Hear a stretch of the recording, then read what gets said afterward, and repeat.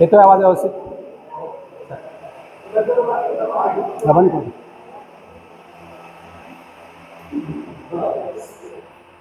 हां आता म्हणजे ते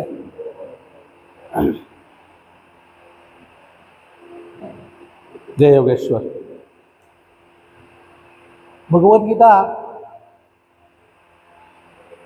पहिल्यापासून सुरू करूया. घरात किती जणांचे आहे भगवद्गीता? आहे, सगळ्यांचे आहे. दुसरा प्रश्न, किती जणांनी वाचली आहे संपूर्ण 18 अध्याय? वा, छान, एक तरी हात वर आला. भगवद्गीता थोडी वाचली आहे. पहिला अध्याय वाचला आहे, दुसरा अध्याय वाचला आहे, तिसरा अध्याय वाचला आहे, 12वा वाचला आहे, 7वा वाचला आहे, 18वा वाचला आहे. असे किती जण आहेत? थोडे थोडे वाचले, बघितलं असं. तसं मी सांगितलं त्याप्रमाणे की ते ज्ञानेश्वरांनी तर सांगितले, वाचाल तर वाचाल. मग आपण वाचलंच नाही. आणि एवढे महान ग्रंथ, आणि महाराष्ट्रातली मंडळी तर त्याहून म्हणजे भाग्यवान आहेत. आमचे एक स्वामी सवितानंद होते, आहे गुजराती होते, पण मराठी भाषेवर त्यांचं खूप छान प्रभुत्व होतं. तर त्याच्यामध्ये त्यांनी सांगितले की महाराष्ट्रात लोक इतके भाग्यवान आहेत, महाराष्ट्रामध्ये कोणीही आत्महत्या करायला नाही पाहिजे. कारण ज्ञानेश्वरांनी ह्या भगवद्गीतेचं मराठी भाषांतर केलेलं आहे, आणि इतकं उत्कृष्ट केलेलं आहे, उदाहरणासहित भाषांतर केलेलं आहे. त्याचं नाव त्यांनी भावार्थ दीपिका असं दिलेलं आहे. ज्ञानेश्वरांच्या जीवनामध्ये किती त्रास झाले, किती कष्ट झाले, त्याचं कुठलंही रिफ्लेक्शन ज्ञानेश्वरीमध्ये नाही. उलट सर्व म्हणजे किती आता युनिव्हर्सल थिंकिंग, त्याच्यावर फक्त पसायदानावर एक वेगळं प्रवचन होईल.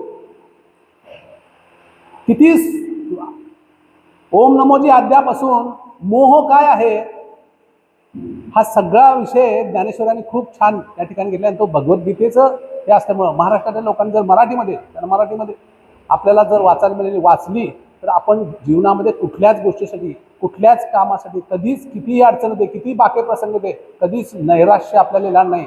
आत्महत्या करणे, अमुक करणे, तमुक करणे, वाद करणे, वितंड करणे, की कुणा चिडचिडापणा करणे. परवा काय झालं, एक बेल ॲप्लिकेशन आलं, आणि बेल ॲप्लिकेशनमध्ये त्यांनी बेल सांगितलं. तिने काय केलं, 353 होतं, ते JCBच्या ड्रायव्हरवर ते फळी घेतल्या तिथली आणि मारलं आणि काच फोडली. आणि तपकीर साहेबांनी बेल ॲप्लिकेशन दिलं, आणि बेल ॲप्लिकेशन दिल्यावर त्यामध्ये काय जोडलं की सगळे रियाज मुजावरचे सगळे ट्रीटमेंट अँजिओप्लास्टीचे, आणि सगळं जोडलं त्यांनी, गोळ्या औषधं सगळं प्रिस्क्रिप्शन वगैरे सगळं जोडलं सगळं. आणि बेल ॲप्लिकेशन पेरामपल्ली साहेब होते, मला म्हटलं ते मेडिकल बघा किती हे आहे, आणि ते तुम्ही तुमचं काय प्रॉसिक्युशनचं ऑब्जेक्शन असेल. मग म्हटलं साहेब हे सगळे डॉक्युमेंट्स ॲडमिटेड आहेत मला, हे प्रिस्क्रिप्शन अँजिओप्लास्टी बरोबर आहे सगळं. काय कारण का तुम्हाला कसं माहिती म्हणजे, कारण का हे सगळे माझ्याकडे आहेत, हे सगळे डॉक्युमेंट्स माझ्याकडे आहेत. आय हॅव असो support the angioplasty, I have असो हॅव दिस प्रिस्क्रिप्शन्स.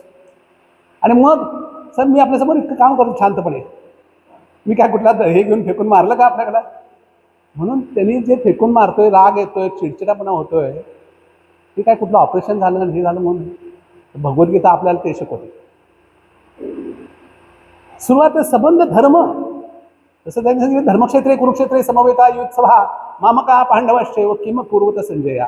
आणि शेवटचं, यत्र योगेश्वर कृष्ण यत्र पार्थो धनुधरा तत्र श्री विजयोर्भूती ध्रुवा नीतिर्मतिर्मम. धर्म पहिला श्लोक आणि शेवटचा श्लोक. आमच्या सैन्य मित्रांनी मला मध्येच एकदा विचारलं, काय रे म्हणजे मकरंद, तुझा पुनर्जन्मावर विश्वास आहे का? समाजवादी होते, आहेत. मी म्हटलं माझा भगवद्गीतेवर विश्वास आहे. म्हणजे भगवद्गीतेत सांगितले पुनर्जन्म? हो म्हटलं, भगवद्गीतेत सगळं सांगितलंय. जगातलं माझं स्पष्ट मत आहे, म्हणून आपण खूप चिंतन करूया याच्यावर. जीवनामध्ये आपल्याला ज्या ज्या गोष्टी अडतात त्या गोष्टीवर खूप चिंतन करूया. भगवद्गीतेमध्ये हे सगळं आहे, आपण संदर्भ हुडकला पाहिजे. म्हणजे कुठे आहे तर आहे म्हणलं, जातस्य ध्रुव मृत्यू ध्रुवम जन्म मृतस्य च. त्या पुढच्या गोष्टीवर तुमचा विश्वास आहे की नाही, तो पुढचा भाग आहे. पण प्रत्येकाला जातस्य ध्रुव मृत्यू, जन्माला आलाय तो मरणारच, भगवद्गीता सांगते. आणि पुढे भगवद्गीता सांगते ध्रुवम जन्म मृतस्य च, मेलाय तो परत जन्माला येणार. तुम्ही विश्वास ठेवा अगर न ठेवा, भगवद्गीता सांगते. पण जन्माला आलाय तो मरणार, हे भगवद्गीता सांगते. हे त्रिकालाबाधित सत्य आहे. कसं वागावं, कसं जगावं, त्रिगुणातीत विश्व कसं आहे हे भगवद्गीतेमध्ये आहे. उत्पत्ती, स्थिती, लय, हो ना. दाव्याचं रजिस्ट्रेशन, दावा चालला, दाव्याची समाप्ती, बरोबर ना. काय करतो, आपली आपली पहिल्याची अवस्था, आत्ता सर्वांची अवस्था काय आहे, त्या अर्जुनाची अवस्था आहे.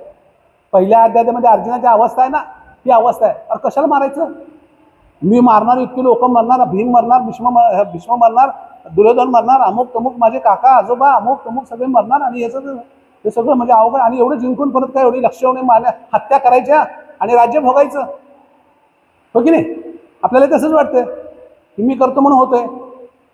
मी हा जो शब्द आहे ना महत्वाचा, मी करतोय, मी खेळतोय, मी वाचलो, मी सांगितलं, माझ्यामुळे झालं, मी बांधलं.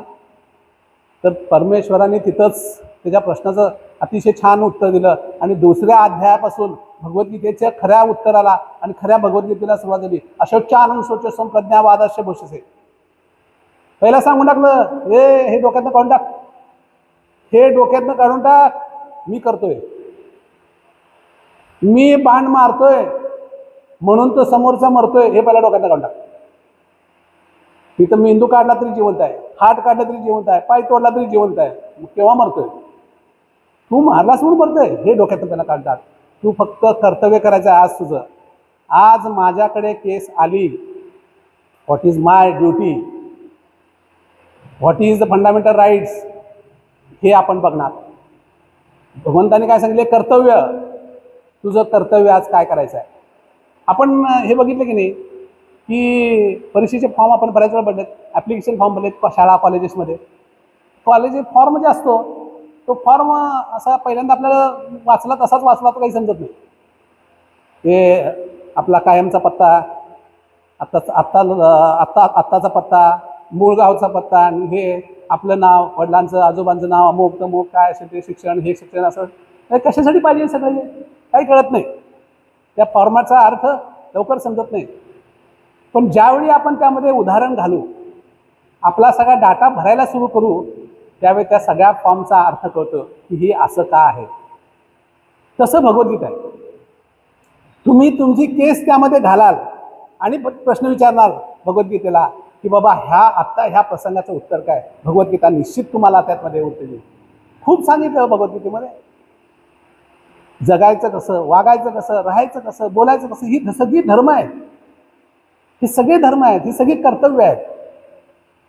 5200 वर्षापूर्वी लिहिलेली भगवद्गीता, सांगितलेली भगवद्गीता, त्यावेळी कुठला धर्म होता. हा आत्ता जे आपण जे बोलतोय वास्तविक धर्म ते नाही. तर धर्म कोणता होता तिथं, कर्तव्य. हाच प्रत्येकाचं काय कर्तव्य आहे. आज तू फक्त धनुष्य उचलायचं आणि बाण फेकायचं, परिणाम ते बाणाचं काय होईल हे परमेश्वर ठरवणार, हे काळ ठरवणार.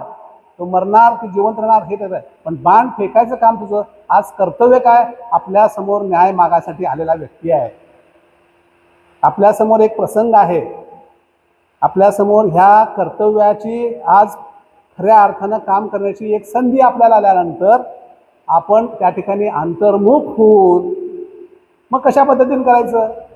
मग 12व्या अध्यायात भक्ती दिलेली आहे, 11व्या अध्यायात प्रत्येकाचं तुम्हाला विश्वरूप दर्शन, सगळं कशा पद्धतीचं हे जग आहे. तिथं सगळा मोह दुर्लभ होतो, सगळा मोह जातो तिथं. आपल्याला मोह ही अवस्था आहे ना. मोह हा म्हणजे एक भ्रम, आपल्या मनामध्ये एक भ्रम आहे, लक्षात ठेवा. एक स्वामी विवेकानंदांचं जाता जाता उदाहरण देतो. स्वामी विवेकानंद इंग्लंडमध्ये असताना तिथं एक मोठी लायब्ररी आहे इंग्लंडमध्ये, मोठी लायब्ररी, आणि सगळ्या जगाचा म्हणजे हे असला मोठा 10 खंडांचा एन्सायक्लोपीडिया आहे. एन्सायक्लोपीडिया शब्दकोश 10 सगळं. आणि स्वामी विवेकानंदांचा शिष्याला पाठवलं नाही की बाबा तिथला ते काय एन्सायक्लोपीडियाचा खंड आहे, 10 खंड काहीतरी होते, एक खंड घेऊन ये. कशासाठी, वाचासाठी. तो शिष्य गेला आणि त्यांनी खंड मागितला. तो लायब्ररीवर होता, इंग्लिश मनुष्य. त्यांनी चेष्टा केली, खंड कशाला पाहिजे, कारण आपण खंड किंवा ते एन्सायक्लोपीडिया तिथे लोक बघायचे कसं आहे, बाबा हा आरशियामध्ये ह्या शब्दाला काय अर्थ आहे, भारतामध्ये काय अर्थ आहे, त्याच्यासाठीच संदर्भ फक्त बघून. त्याने त्या शिष्याला विचारल्यानंतर त्या सांगितलं शिष्याने की स्वामी जे आहेत आपले विवेकानंद स्वामी, आणि ते वाचणार आहेत. तो हसायला लागला. ग्रंथ, डायरी, हे शब्दकोश, डिक्शनरी काही कोणी वाचत नाही, पण वाचायला पाहिजे म्हणून सांगितलं. त्यांची चेष्टा केली त्या शिष्याची, दिलं. दुसऱ्या दिवशी तो शिष्य परत गेला. परत त्यांनी विचारलं काय केलं, तो वाचली. आता दुसरा खंड, तिसरा खंड, चौथा खंड, 10वा खंड झाल्यानंतर स्वामी विवेकानंद कर्तव्य म्हणून स्वतःच परत द्यायला गेले. त्या स्वामी विवेकानंदच्या लायब्ररीने असं वरपासून खालपर्यंत बघितलं. Are you the Swamiji, your disciple has taking. तुमचा तो शिष्य सांगत होता की तुमचं ते ग्रंथ तुम्ही हे म्हणजे हे एन्सायक्लोपीडिया, हे जे शब्दकोश आहेत तुम्ही ते वाचायला नेतात का, कुणी असं वाचतं का? तुमचा तो शिष्य म्हणजे आपलं अगदी त्याला हे करून असं बोलल्यानंतर स्वामीजी शांतपणे उत्तर दिले की नाही, म्हणले हो मी ते वाचायसाठीच घेतले होते. हा, मग वाचता तुम्ही? आश्चर्य झाला. वाचलं? हो वाचलं. हा तुमचा 7वा खंड आहे ना, त्यात असा शब्द आहे, त्यात अशामध्ये होते, मी त्याचे करेक्शन पण केलेलं आहे. हा 4था खंड, त्यामध्ये असे शब्द आहेत, इतके हे आहे त्याचा. हा 3रा खंड असा आहे, त्यात 7व्या खंडाचा असा संदर्भ आहे. असं पटापटा सांगायला आल्यावर तो हजरला.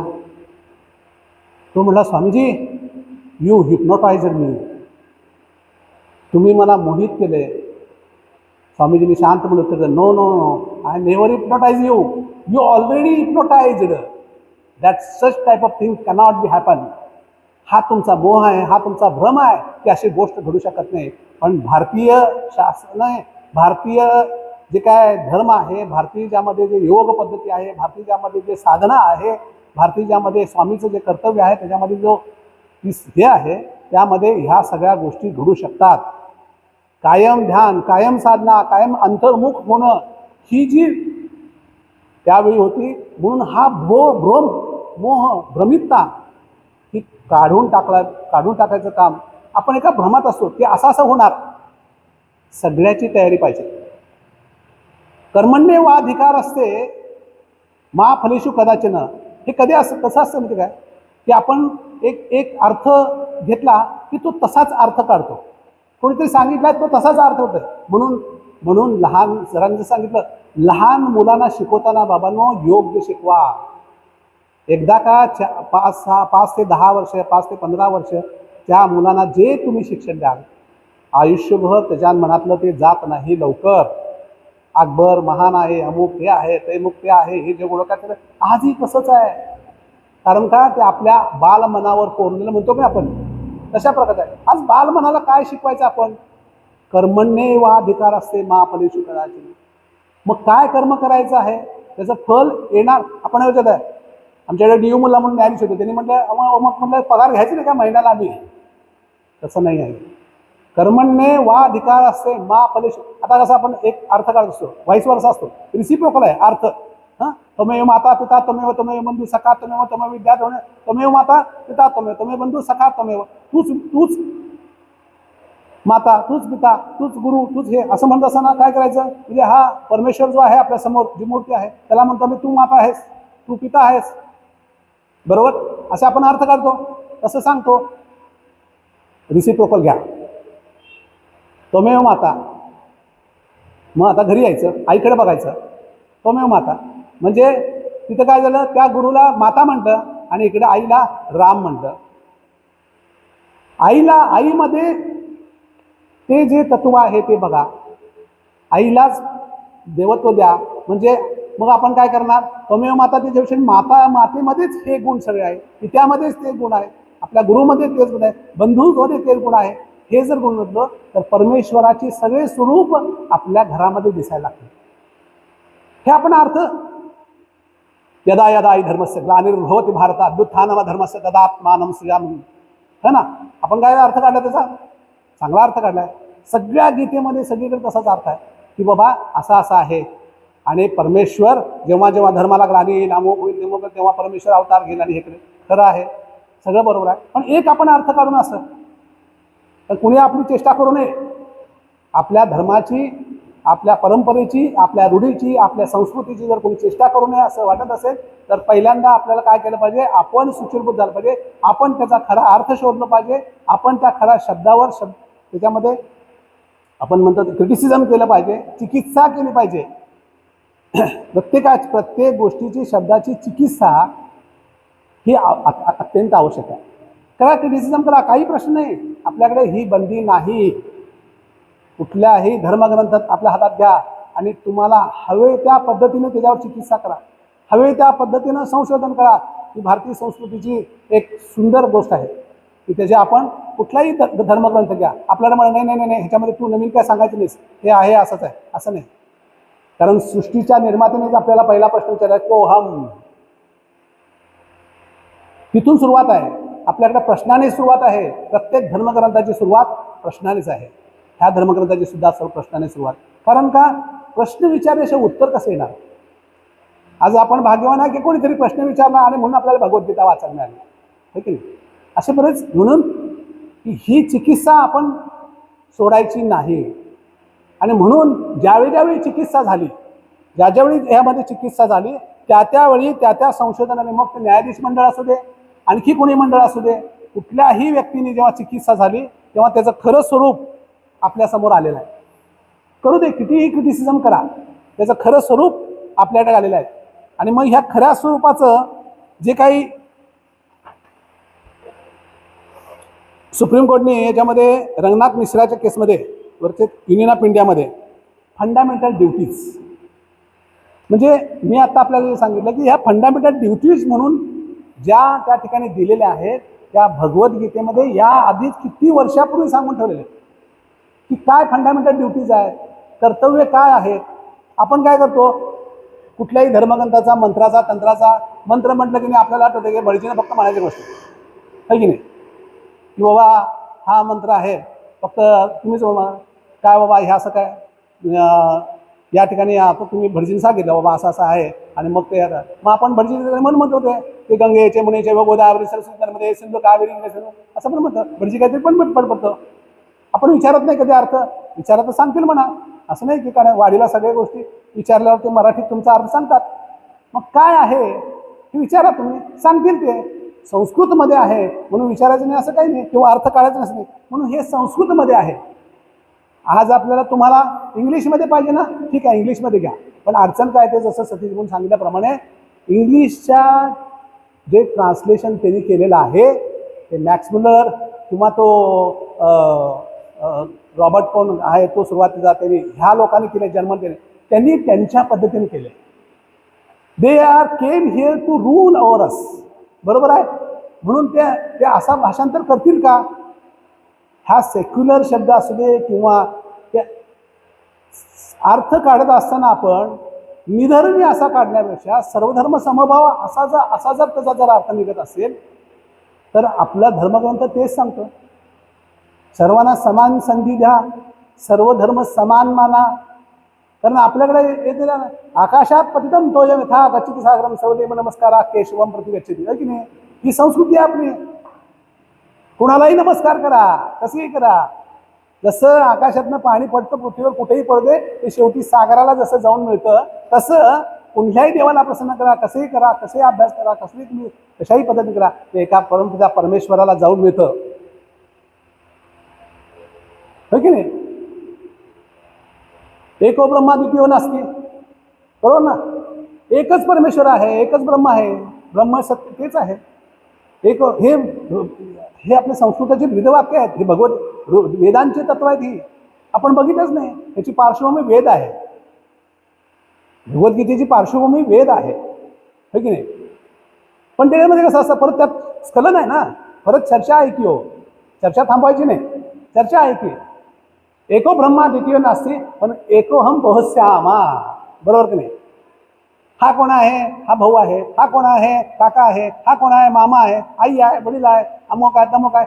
एकच व्यक्तीची रूप, एकच व्यक्तीचे रूप वेगवेगळ्या वेगवेगळ्या नात्याने आपल्या समोर येतात की नाही. मी इथं आपल्याकडे वकील आहे, वक्ता आहे, त्याचा मित्र आहे, घरामध्ये गेलो की मी मुलगा आहे, भाऊ आहे, पती आहे, पिता आहे, हे सगळे आहे की नाही. एको हम बहुश्यामः, माझे अनेक रूप आहेत. मंडन मिश्र आणि शृंगेरीचे हे शारदाबाई जगद्गुरू शंकराचार्य ह्यांच्यामध्ये झालेला संवाद हा असाच आहे. आपण बघितला का संवाद? हा आपल्या धर्माचा आहे. आपण त्याचे संवाद पाहिले पाहिजेत. काय बघितलं पाहिजे, काय बघायला पाहिजे, काय संवाद झाला. आणि गंमत तुम्हाला सांगतो, मंडन मिश्र आणि जगद्गुरू शंकराचार्य यांच्यामध्ये चर्चा झाली ना, कोण जिंकते कोण हाते वगैरे ते सगळं. कुणी सांगेल इथं त्या चर्चाचा न्याय निर्णय बघा. एक दोघेही वेदांत पंडित, शास्त्रासार पारंगत, चर्चेला बसलेत ओपनली, गळ्यात हार घातलेत. जो हारेल त्याची माला सुखेल. जगातले सगळे पंडित सगळे हे ऐकायला आलेले आहेत. सगळे सांगतायत, सगळे बसलेत, चूक बरोबर करायला असे सगळे बसलेत. सभा भरलेली आहे पूर्णपणे. आणि वेदांचं आणि ह्याच्याचं शास्त्रार्थाचं विचार जोरदार चालू झाले. न्यायाधीश कोण होते? आपल्याला सांगायला या ठिकाणी अभिमान वाटेल की न्यायाधीश एक स्त्री होती, मंडन मिश्र यांची पत्नी होती.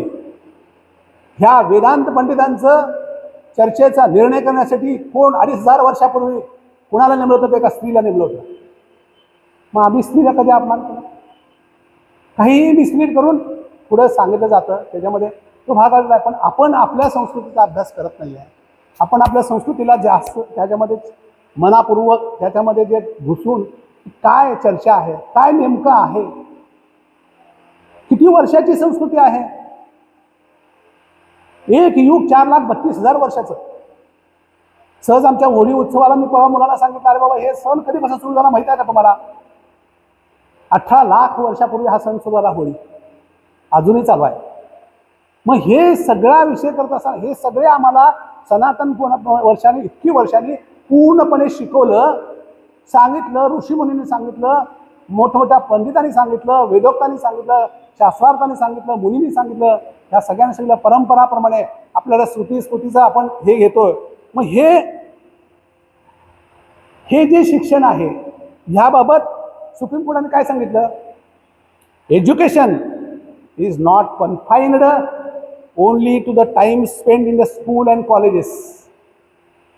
बघा, हे फार महत्वाचं आहे.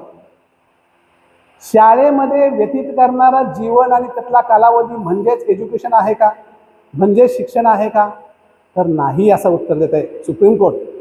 आमच्या सनातन धर्मानं पण तेच सांगितलं आहे. गुरुकुलामध्ये मुलाला 18 वर्षी घालायचं, मौजीवंदन करून त्या ठिकाणी शिकवायला सुरू करायचं. मग तिथं काय शिकवायला जायला पैशापेक्षा आचार्य कुणाला म्हणायचं? त्यांच्या केवळ आचरणामधून विद्यार्थ्यांनी शिकायचं म्हणून त्यांना आचार्य म्हणायचं. असं शिक्षण दिलं जात होतं. 24 तास उठायचं केव्हा, झोपायचं केव्हा. उत्तिष्ठ उत्तिष्ठ गोविंद उत्तिष्ठ गरुडध्वजा उत्तिष्ठ कांता कर्तव्यम दैवमान्यकम. कर्तव्यम हे रामा उठ. विश्वामित्र रामाला उठवत आहेत. कशासाठी उठत आहेत? कर्तव्यम दैवमान्यकम. हे दैवी कर्तव्य रामा तुला करायचं आहे, त्याच्यासाठी उठ. आपल्याला सगळ्याला दैनंदिन दैवी कर्तव्यच करायचे आहे. नाहीतर का आला आला प्राणी जन्माशा आला, गेला गेला, वाया गेला, मरून गेला. कशाला जन्माला आलो तो माहित नाही, कशाला मरून घेतलो माहित नाही. जटायूने सांगितलं काय नाही बाबा, तू सांगायचं फक्त तिथं बसायचं होतंस. कशाला रावणाशी युद्ध करून मृत्यू पावलास, मृत्यूच्या ह्याच्यात गेलास? तुम्ही सांगितलं की नाही, रामाकडून लढणारे ज्यांची नावाची यादी तयार होतील त्यामध्ये माझं पण नाव असेल, याच्यासाठी लढायचं. बरोबर की? कर्तव्यम दैवमान्यकम. दैव हे दैवी कृत्य. अन्निक काय म्हणलं की आपल्याला अन्निक कोणी पाळत नाही. आता अन्निक हा शब्दच कदाचित माहीत नसेल. सकाळी 6 वाजता उठायचं म्हणजे उठायचं, 12 वर्ष उठायचं. खरं बोलायचं म्हणजे बोलायचं, 12 वर्ष बोलायचं. एक अन्निक आहे ते, त्याला म्हणायची तपश्चर्या. The education is not confined only to time spent in the colleges. Education begins. बघा काय म्हणतो supreme court, education begins at birth. इथं सुप्रीम कोर्ट बर्थ कसे आलंय बघा. इथं सुप्रीम कोर्ट बर्थला आलंय. The supreme court start from birth, but वैदिक सनातन स्टार्ट फ्रॉम गर्भगृह. गर्भधारणा 16 संस्कार करतो आपण. गर्भधारणेपासून संस्कार करणारी ही आपली पिढी आहे, ही आपला समाज आहे, हा आपला धर्म आहे, ही आपली संस्कृती आहे, ही आपली शिकवण आहे. कारण आपल्याला एवढं त्या वैज्ञानिक त्याचं वैज्ञान माहीत आहे की ज्यावेळी गर्भामध्ये सुद्धा असणाऱ्या मुलावर संस्कार होऊ शकतात आणि त्याचा परिणाम जन्माला आल्यानंतर त्या मुलाला होऊ शकतो, त्याचा फायदा जन्माला आल्यानंतर सुद्धा होऊ शकतो. म्हणून आपल्याकडे धर्मग्रंथामध्ये पोटात शिकवलेलं चक्रव्यूह जन्माला आल्यानंतर सुद्धा अभिमन्यूला माहिती. अशा कितीतरी घटना आहेत ज्या गर्भसंस्कारापासून सुरू झाल्या आहेत. आणि इथं तर सुप्रीम कोर्ट अजून पुढे आहे, बर्थ पासून आहे, त्याच्या आधी संस्कार आहेत चार. From the birth in some conscious, आत्ता कॉन्शियस आलं, इथं सबकॉन्शियस, कॉन्शियस आत्ता जगाला कळालं की कॉन्शियस नावाचा एक भाग असतोय. मग त्याच्या आधी आपल्याकडं अंतर्मुख होणे, बाह्यमुख होणे, देवीचे ध्यान लागणे, अंतर्दृष्टी बघणे, कॉन्शियस, सबकॉन्शियस, सुपर कॉन्शियस, इडा नाडी, पिंगला नाडी, सुषुम्ना नाडी, त्याच्याही अंतर्मुख जाऊन दृष्ट स्वतःला बघणे, स्वतःच मनुष्य स्वतःला बघू शकतो बरं का, असं आपलं अध्यात्म आहे. त्याला अंतर्मुख म्हणे म्हणतात. राम आणि वशिष्ठ असे दोघे शिष्य आणि गुरु असे बसले होते सगळे चालते. राम आणि वशिष्ठ द्रष्ट झाले आणि दोघेही बाजूला गेले आणि बाजूला गेले तरी चिंतन केले, अरे रामा हे बघ, कोणीतरी राम आपल्या वशिष्ठाकडून काहीतरी शिकतोय, कोणीतरी वशिष्ठ आपल्या शिष्याला रामाला काहीतरी सांगतोय, हे द्रष्ट आहे. असा अंतर्मुख होता येईल का आपल्याला? आपण आता इथं बसलोय, माझं मलाच मी चुकतोय का, बरोबर आहे का, समोरच्याला उगीच येण्याकरून त्रास देतोय, बोलतोय काहीतरी वाह्यात बरोबरतोय, असं काहीतरी होतं का? चुकीचं असेल तर थांबलं पाहिजे, नसेल तर पुढे सरकलं पाहिजे. हे अंतर्मुख होऊन द्रष्ट करायला, ह्याला हे योगदर्शन आहे. अष्टांग योगाची संस्कृती आपली. आणि हे अजून सबकॉन्शियस पर्यंत आहे. Subconscious and continue till death. आणि टिल डेथ जन्माला आल्यापासून मृत्यूपर्यंत झालेले आहे. तिथं सांगते सुप्रीम कोर्ट अजून हिथंच आहे. आपण त्याच्याही पूर्वी आहोत, पूर्वजेवर आहोत, जन्माच्या पूर्वीपासून आहोत, जन्म झाल्यानंतर आहोत आणि जन्माच्या नंतर पण आहोत. ही आपली सनातन संस्कृती आहे. त्याच्यामध्ये खूप काही चर्चा करण्यासारखं आहे. आम्ही दोघांनी खूप डिस्कशन केलं, चर्चा केली, सांगण्यासारखं खूप आहे. आज आपण चिंतनाला मला घड्याळ मर्यादा घालते आणि आपण या ठिकाणी दीड तास या ठिकाणी पेशन्सली या ठिकाणी यू बेअर अस. त्यामुळं एक शिवधनुष्य उचलण्याचा आम्ही प्रयत्न करतोय. किंवा सर्व वकील वर्गांचं मला सहकार्य मिळतं आहे. आज तुम्ही या ठिकाणी आलून आमच्या ह्या प्रयत्नाला बळ दिलं, हे एक चांगलं गोष्ट आहे, चांगली हे कृती आहे की आपण पुढं जाण्याचा. आपल्या आता पुढच्या पिढीला आपण काय देणार, आपली मुलं काय संस्कृतीत जगणार, आपल्या मुलांनी आपल्यासमोर काय आदर्श ठेवावा किंवा आपण त्या मुलांसमोर काय आदर्श ठेवावा. मुलं जर चुकली, मुलं जर वाईट वागली, मुलं जर बेबंद वागली तर तो फक्त मुलांचा दोष असणार नाही. त्याच्यामध्ये उरलेली 4 बोटं ती आपल्याकडे असणार आहेत. आज आपण शेवटची पिढी आहोत की ज्यांना ह्या संस्कृतीचा स्पर्श आहे. पुढच्या पिढीला ही संस्कृती, ही सनातन संस्कृती, हे ऋषीमुनींचं महान देणगं आपल्याला जे आहे ते जर पुढच्या पिढीला आपल्याला पास आउट करायचं असेल, पुढच्या पिढीला द्यायचं असेल आणि एक चांगला आदर्श संस्कृती जगाने जे यापूर्वी पण ती वाखाणलेली आहे, पुढेही वाखाणावी, आदर्श व्रत संस्कृती म्हणून जावे. आपली सगळी मुलं या संस्कृतीने उपजावीत आणि सर्वंकष व्हावीत, सर्व बुद्धिमत्तेने सफल व्हावीत आणि सर्व जगात नावलौकिक व्हावं. भारत हा विश्वगुरू होता आहे आणि राहणार आहे, पण त्यामध्ये आपलाही सहभाग असावा. बुद्धिमत्तेनं, आरोग्याच्या दृष्टीनं आणि सगळ्याच दृष्टीनं सर्वंकष अशा पद्धतीनं जर या भारताला एक वेगळ्या पद्धतीनं त्यामध्ये advocates have a beautiful and important role because the advocates are the neither त्यामध्ये पारंगत नसतील, पण though they are the not masters but we are the jack of the all. आम्ही सर्व विषयांना, सर्व व्यवसायांना आम्ही थोडं अंगीकृत केलेला असतोच, त्यामुळे आम्हाला सगळ्यांची क्रॉस घेता येते. त्यामुळं ह्या अशा प्रकारचा एक प्रयत्न आपण भगवद्गीतेला ह्या ठिकाणी अर्थ सांगण्याचा आम्ही पण शोधण्याचा प्रयत्न करतोय. आम्ही पण चिकित्सा करतोय, अभ्यास करतोय आणि आपले हे स्वाध्यायाच्या माध्यमातून तर आम्ही दर शुक्रवारी ह्या ठिकाणी हे स्वाध्यायाचं चिंतन घेतोय. यापुढेही असंच आपलं सहकार्य मिळालं तर आपल्या वकील वर्गासाठी आणखीन खोलवर जाऊन हे चिंतन आपल्याला ठेवता येईल. आज आपण या ठिकाणी सगळेजण आलात. धन्यवाद.